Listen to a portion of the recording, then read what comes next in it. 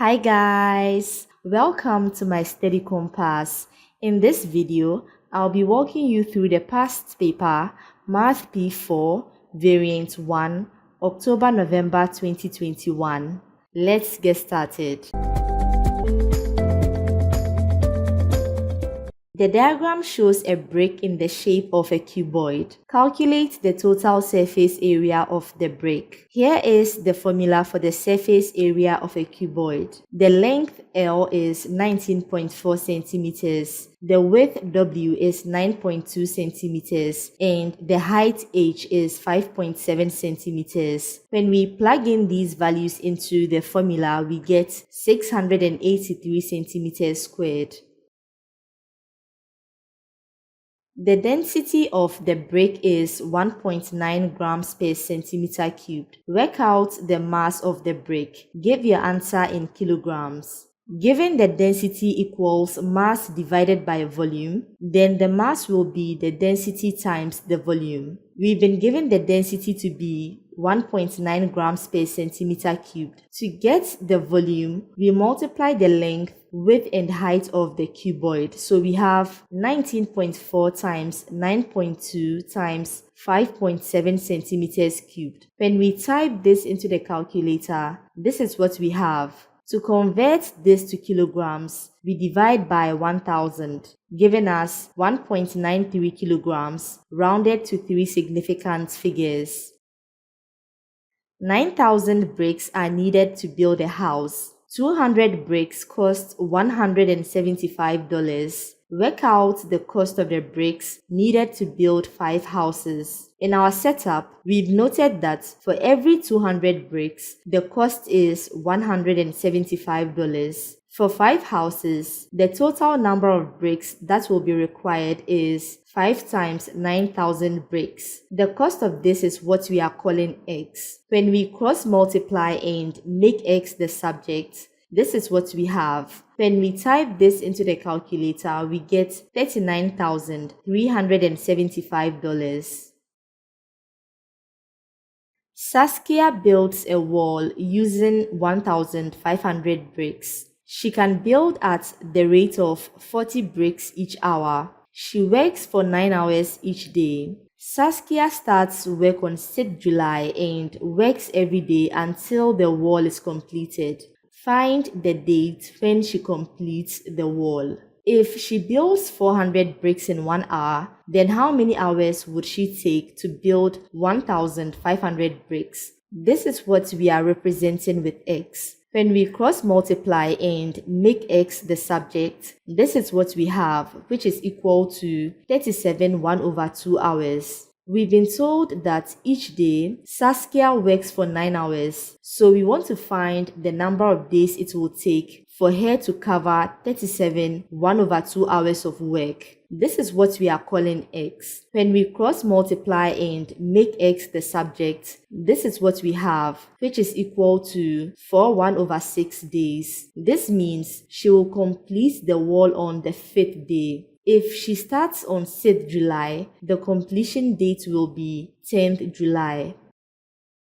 Rafa has a cylindrical tank. The cylinder has a height of 105 centimeters and a diameter of 45 centimeters. Calculate the capacity of the tank in liters. The capacity of the tank is the same as the volume of the tank, which is in the shape of a cylinder. Here is the formula for the volume of a cylinder. R is 45 centimeters divided by 2 and H is 105 centimeters. When we type this into the calculator, this is what we have. To convert the volume from centimeters cubed to liters, we multiply by 10 raised to the power -3. When we type this into the calculator, we get 167 liters, rounded to 3 significant figures. Bob, Chow and Mai take part in a run for charity. Their times to complete the run are in the ratio Bob is to Chow is to Mai equals 4:5:7. Find Chow's time as a percentage of Mai's time. When setting up the percentage equation, we put the value after the of as the denominator. The value after the of is Mai's time, which is 7. So we have Chow's time, which is 5, divided by 7 times 100%. This gives us 71.4% rounded to 3 significant figures. Bob's time for the run is 55 minutes 40 seconds. Find Mai's time for the run.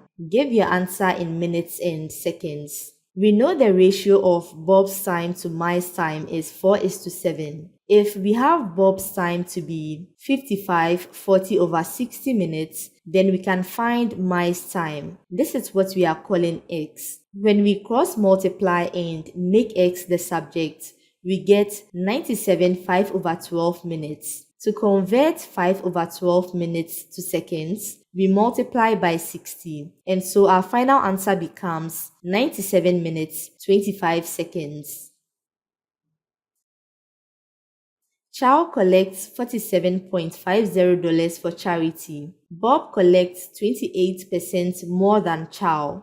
Find the amount Bob collects. In our setup, we've noted the amount of money Chow collects, which is $47.50, and we want to find the amount of money Bob collects, which we are calling X. We are told Bob collects 28% more money than Chow. This means if we represent Chow's money with 100%, then Bob's money would be 100 plus 28%, which is 128%. When we cross multiply and make x the subject, this is what we have, which is equal to $60.80 rounded to 2 decimal places. Chow collects 60% less than Mai. Find how much more money Mai collects than Chow. First, let's find how much money Mai collects. In our setup, we've noted the amount of money Chow collects, which is $47.50, and we want to find the amount of money Mai collects, which we are calling X. We are told Chow collects 60% less than Mai. This means if we represent Mai's money with 100%, then Chow's money would be 100 minus 60%, which is 40%. When we cross multiply and make x the subject, this is what we have, which is equal to $118.75 rounded to 2 decimal places. When we subtract $47.50 from $118.75, we see that Mai collects $71.25 more than Chow.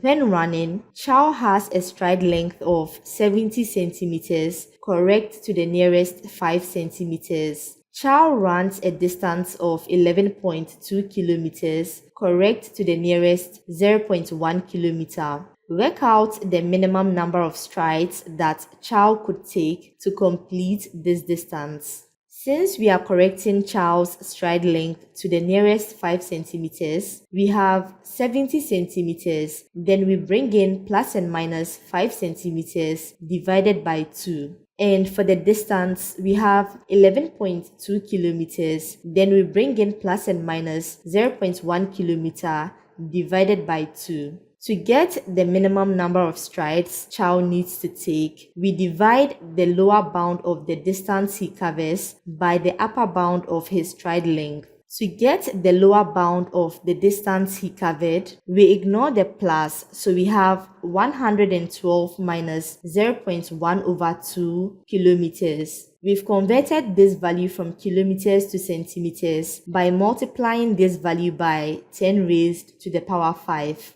For the upper bound of his stride length, we ignore the minus, so we have 70 plus 5/2 centimeters. The centimeters cancel out, and when we type this into the calculator, this is what we have. This means to completely cover the distance, Chow needs to take 15,380 strides.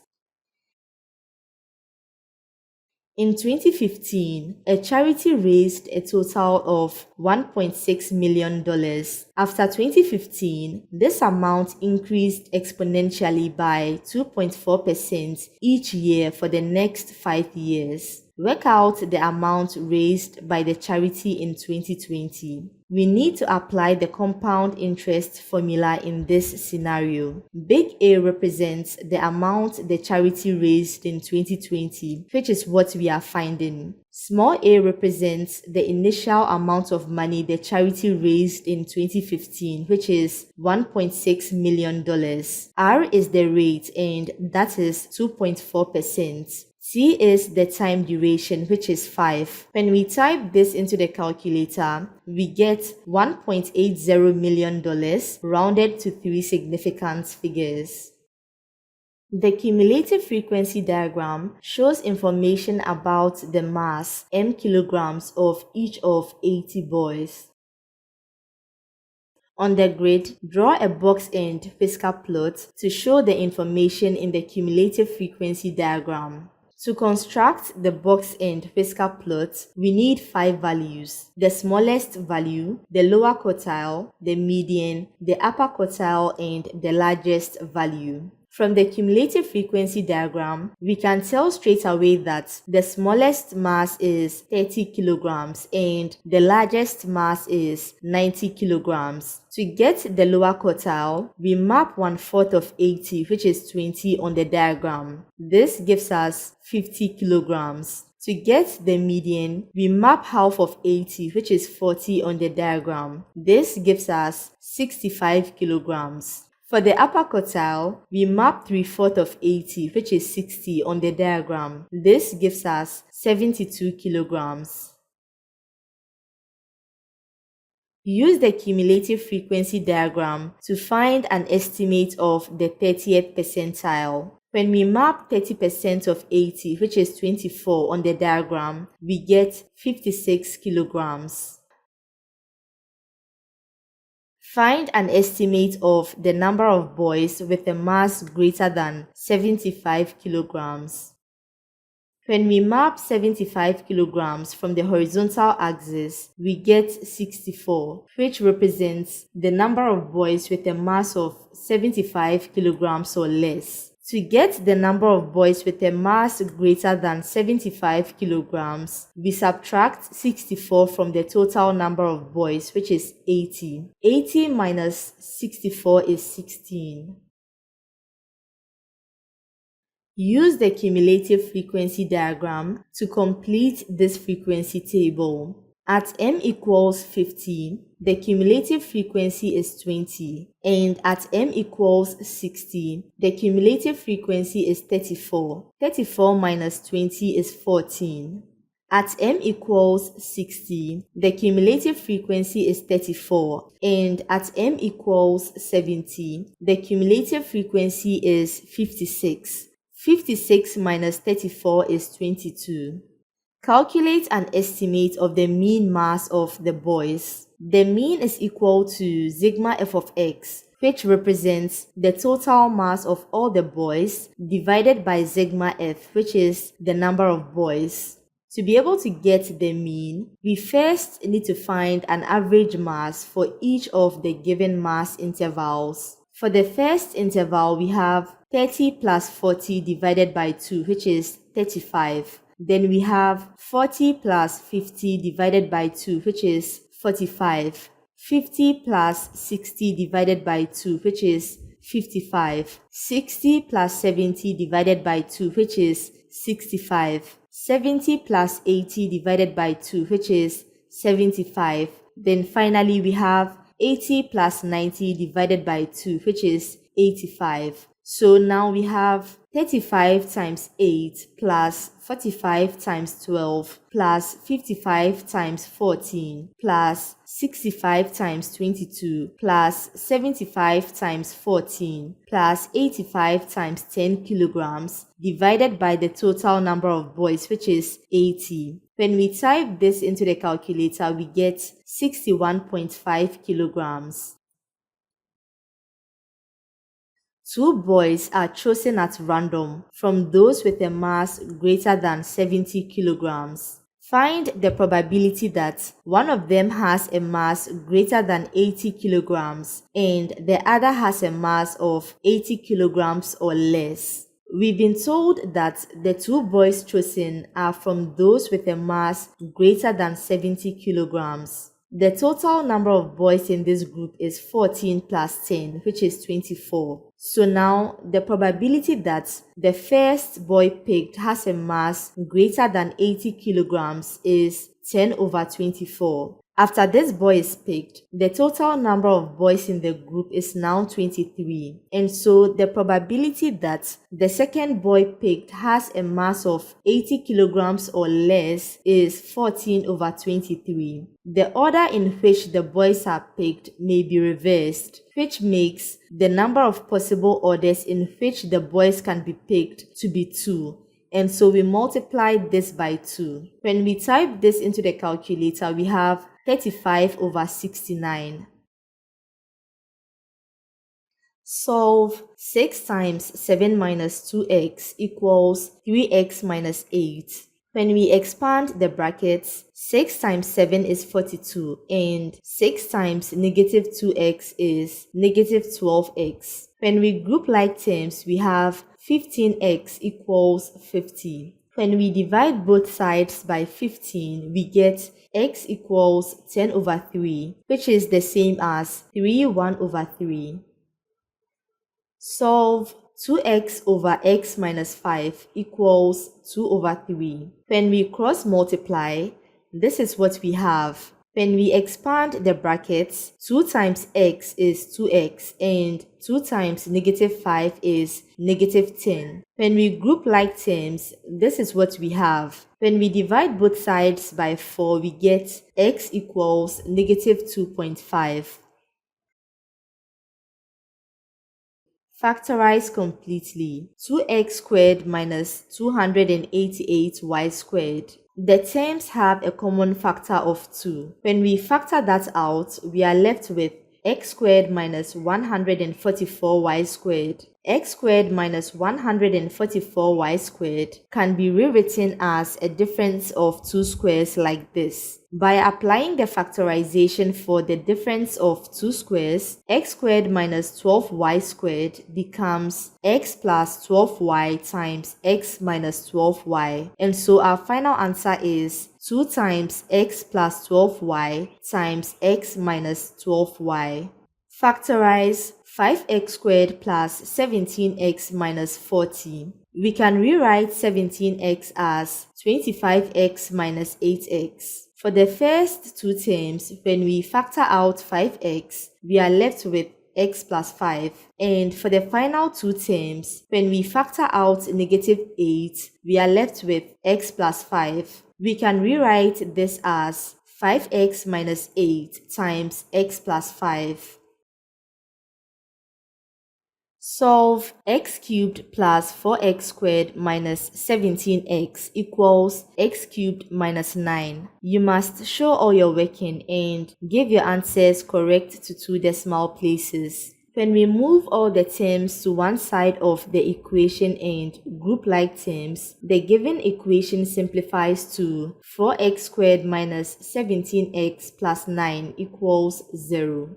We have a quadratic equation and we can solve for x by applying the quadratic formula. When we apply the quadratic formula to the equation we have, this is what we get. The numbers under the square roots, negative 17 squared minus 4 times 9 gives us 145. And for the denominator, 2 times 4 gives us 8. For the first possible value of x, we get 3.63 rounded to 2 decimal places. And for the second possible value of x, we get 0.62 rounded to 2 decimal places. A, B, C, and D are points on a circle center O. Angle COD is 124 degrees and angle BCO is 35 degrees. Work out angle CBD. Give a geometrical reason for your answer. Chord CD subtends an angle of 124 degrees at the center of the circle and subtends angle CBD at the circumference. This means angle CBD would be half of 124 degrees, which is equal to 62 degrees. Work out angle BAD. Give a geometrical reason for each step of your working. OC and OD are radii of the circle. This makes triangle OCD an isosceles triangle. Base angles in an isosceles triangle are equal. And so when we subtract 124 degrees from 180 degrees and divide by 2, we get 28 degrees. ABCD is a cyclic quadrilateral. Opposite angles in a cyclic quadrilateral should add up to 180 degrees. So we have angle BAD plus 35 degrees plus 28 degrees equals 180 degrees. When we subtract the sum of 35 degrees and 28 degrees from 180 degrees, we get 117 degrees.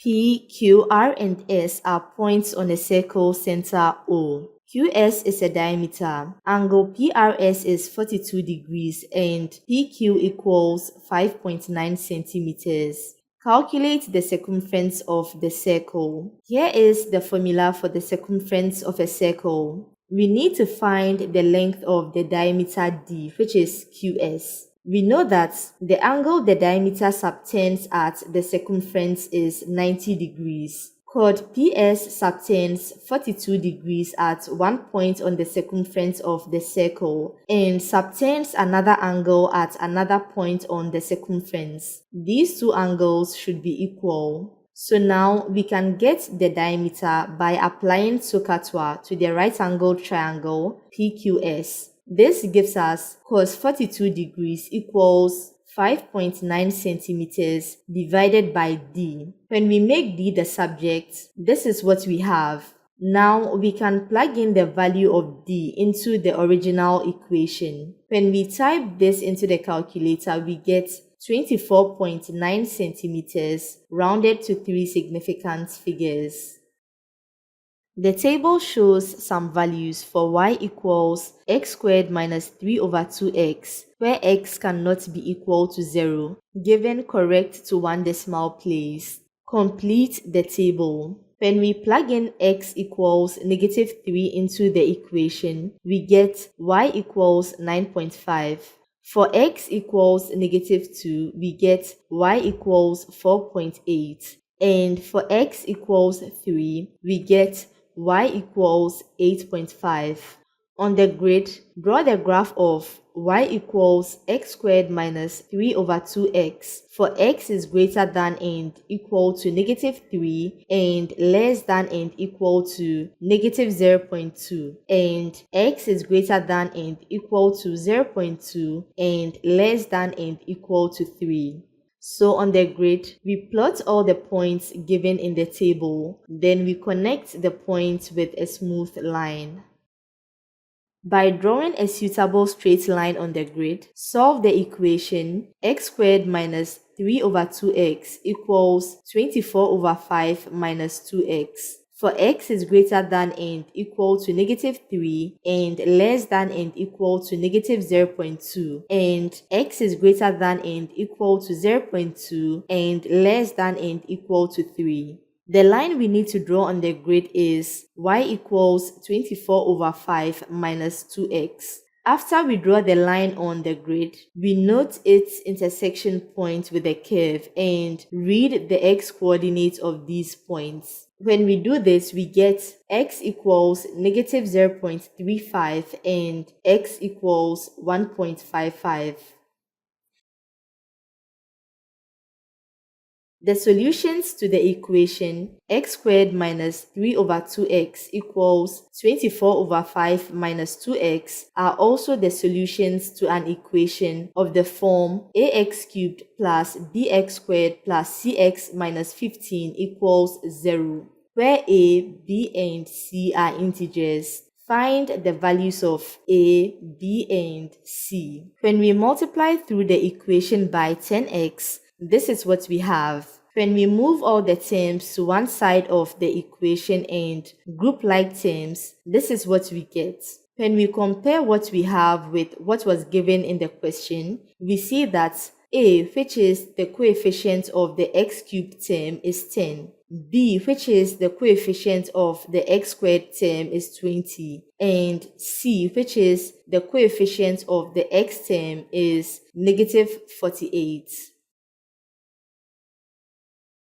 On the grid, draw the image of shape A after an enlargement, scale factor 2, center 0, 1. First, let's mark the center of enlargement, which is 0, 1. Now let's pin the new position of point D. To get to the initial position of point D from the center of enlargement, we move 1 unit to the left. Since the scale factor is positive 2, we need to move 2 units in the same direction from the center of enlargement to pin the new position of point D. After repeating the same process for the rest of the vertices, we are able to map out the enlarged image of shape A.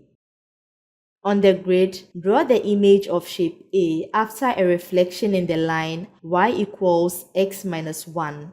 First, we draw the line of reflection. Since we move point B 5 units to the right to touch the line of reflection, we also need to move 5 units downwards to pin the new position of point B. After repeating the same process for the rest of the vertices, we are able to map out the reflected image of shape A.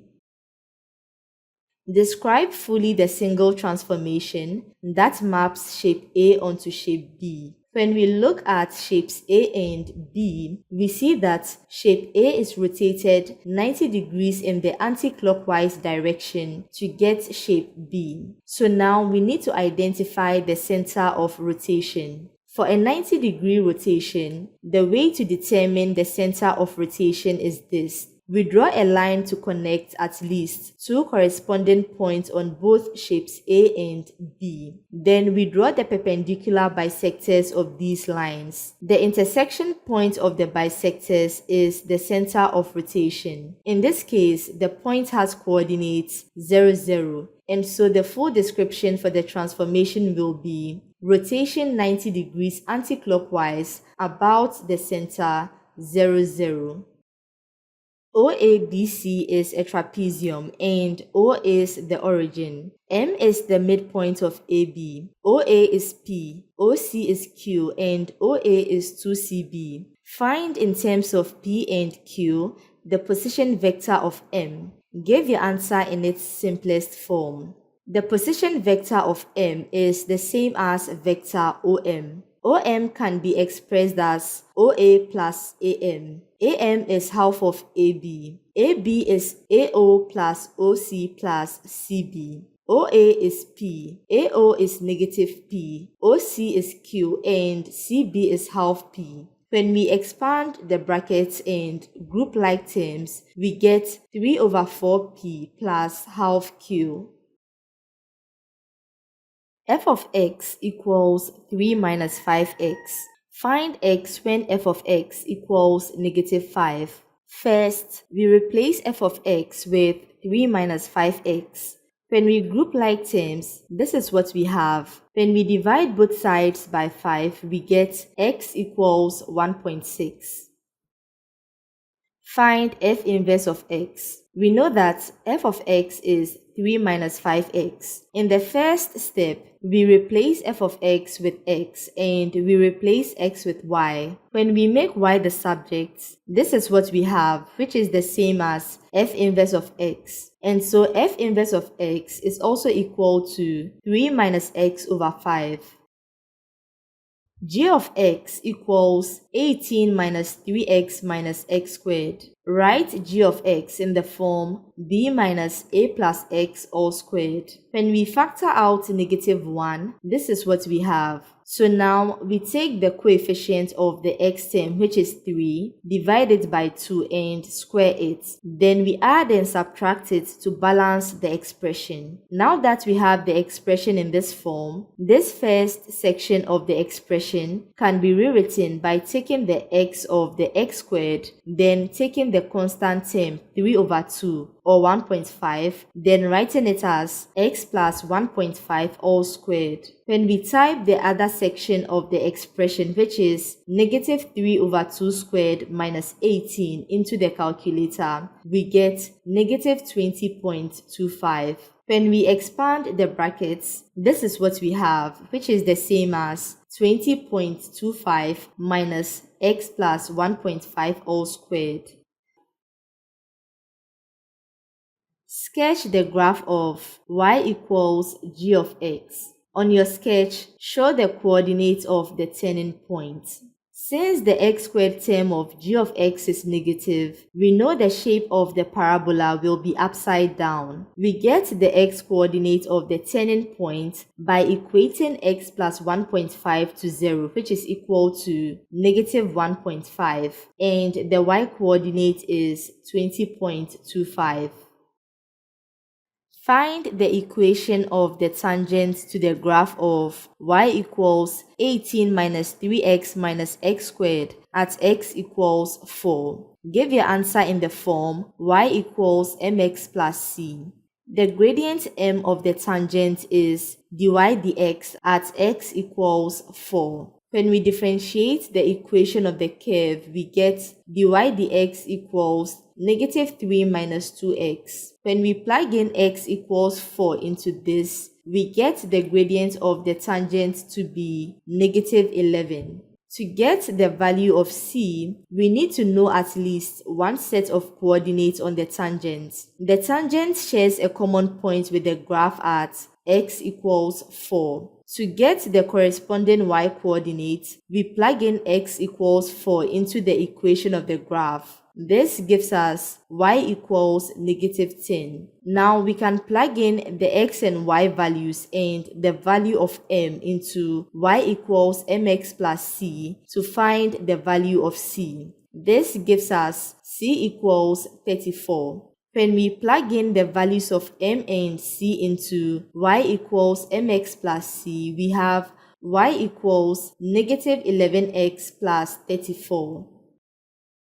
This rectangle has perimeter 20 centimeters. Find the value of x. This is the formula for finding the perimeter of a rectangle. We've been given the length L to be x plus 3 centimeters. W is x centimeters and the perimeter is 20 centimeters. When we expand the brackets, 2 times x is 2x and 2 times 3 is 6. When we group like terms, we get 4x equals 14. When we divide both sides by 4, we get x equals 3.5.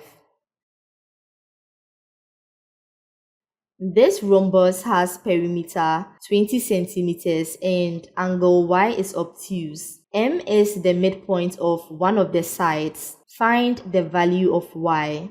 All the 4 side lengths of the rhombus are equal, and so 4L equals 20 centimeters. This gives us the length of the rhombus to be 5 centimeters. M is the midpoint, and so this length would be 5 centimeters divided by 2, which is 2.5 centimeters. We can get this angle by subtracting the sum of 20 degrees and y degrees from 180 degrees. This gives us 160 degrees minus y. So now, to get the value of y, we can apply the sine rule to this triangle. This gives us sine of 160 degrees minus y divided by 5 centimeters equals sine 20 degrees divided by 2.5 centimeters. When we make 160 degrees minus y the subject, this is what we have. And when we make y the subject, this is what we get. When we type this into the calculator, we get 116.8 degrees rounded to 1 decimal place.